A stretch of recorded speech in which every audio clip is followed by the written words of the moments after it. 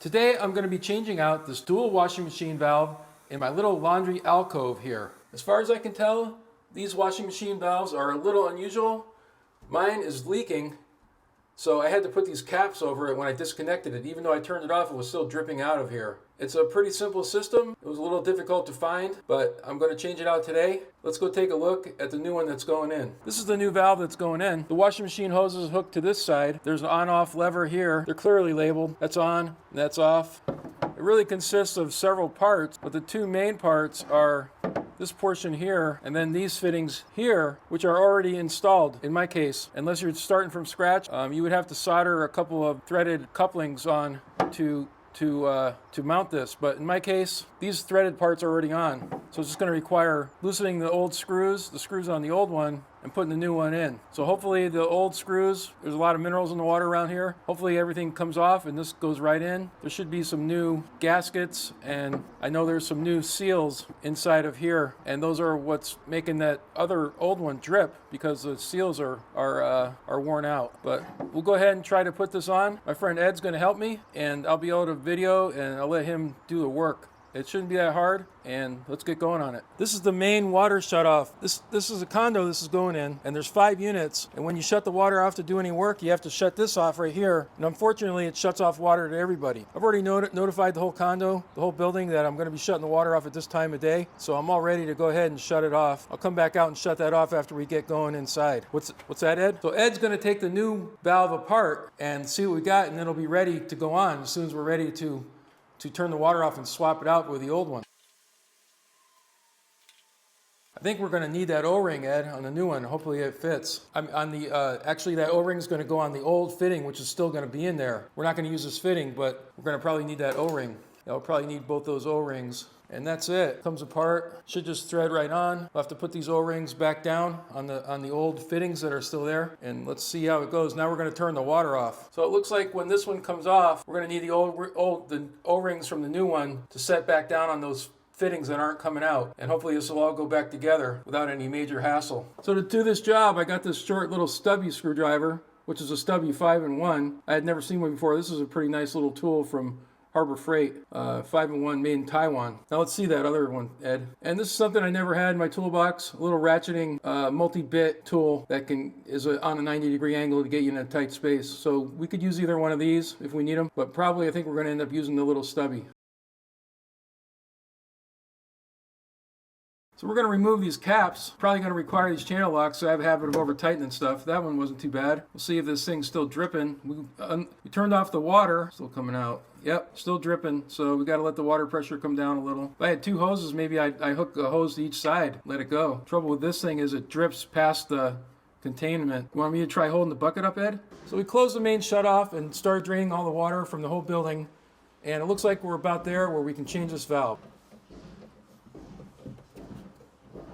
Try to get your arm up and out of the way a little bit, Ed. There you go. You're going to take the 2 screws out of the top of this, and hopefully this thing pops off. It might give us a hard time. Hopefully not. Hopefully it pops off. We don't want to have to use any brute force on this. Those screws are coming off pretty easy, Ed? Uh-oh. One was, this one's not.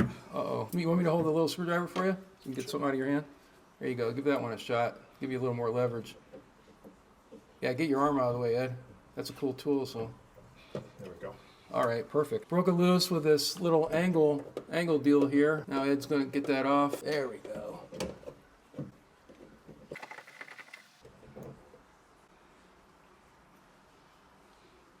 See any O-rings on there, Ed? Yeah, there's looks like there's one I see, and the other one's stuck inside of it. So yeah, there's 2. Okay. Do we need to do any cleaning up on those threads or anything before we? I don't think so. I think okay. Put the new O-rings in. Yeah, those O-rings would have been on those 2 fittings over there. So this should be a simple change out, and then we'll turn the water back on and see how it works. Ed's going to go ahead and put the new O-rings on. I can see it good. How's it look like it fits, Ed? Same size? I think so. Okay, perfect. If it's not, it's very, very close. We're going to find out. Hopefully the new one fits perfect, just like the old one. And we'll find out when we turn the pressure back on. Probably find out pretty darn quick, too.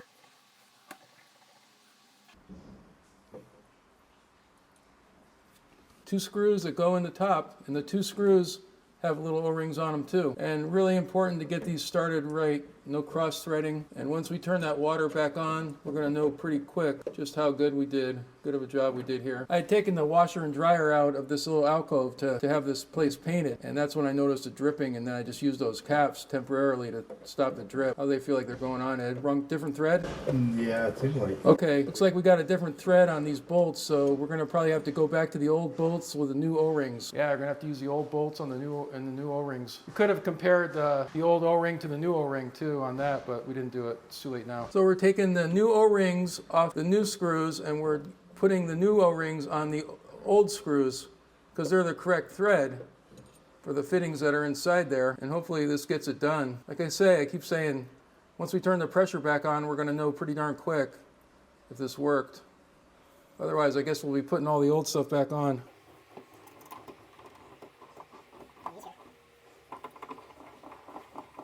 Ed's a pretty mechanical dude, so he knows that it's important to start a thread the right way, and he recognizes when it's not threaded in properly.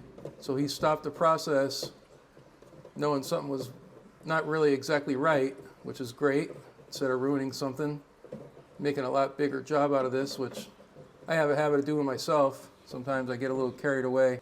All right, I guess we can try.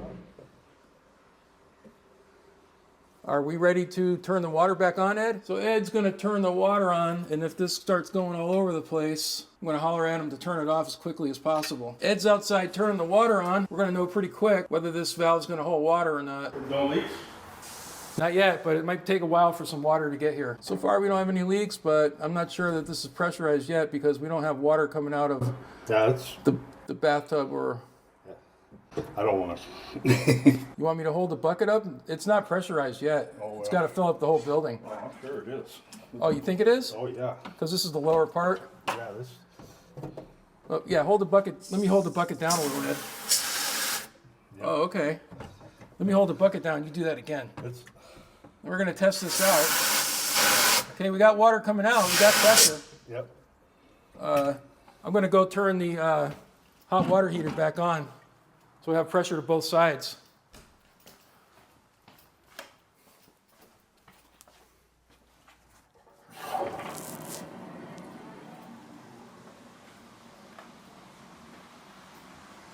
Anything, Ed? Don't see nothing. Perfect. All right. Yeah, I'll hold that. And we're going to try it now that I got both valves, the hot water are on too. Oh yeah. Whoa. That seems like a lot of pressure, doesn't it? About right.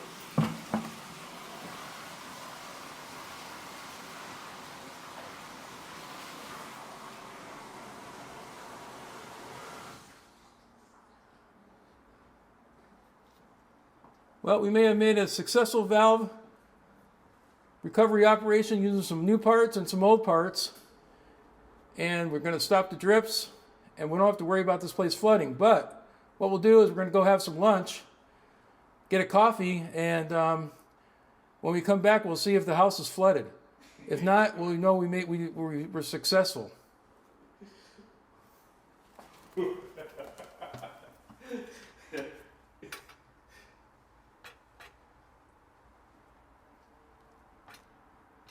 think it's all good. Like you could take, if you have a paper towel, you could put a paper towel. Oh, I'm sure it is. Oh, you think it is? Oh, yeah. Because this is the lower part. Yeah, this. We're going to test this out. Okay, we got water coming out. We got pressure. Yep.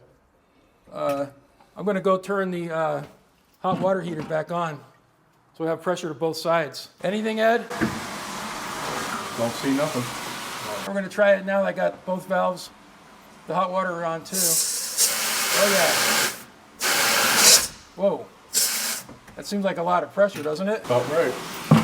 Well, we may have made a successful valve recovery operation using some new parts and some old parts, and we're going to stop the drips, and we don't have to worry about this place flooding. But what we'll do is we're going to go have some lunch, get a coffee, and when we come back, we'll see if the house is flooded. If not, we'll know we're successful.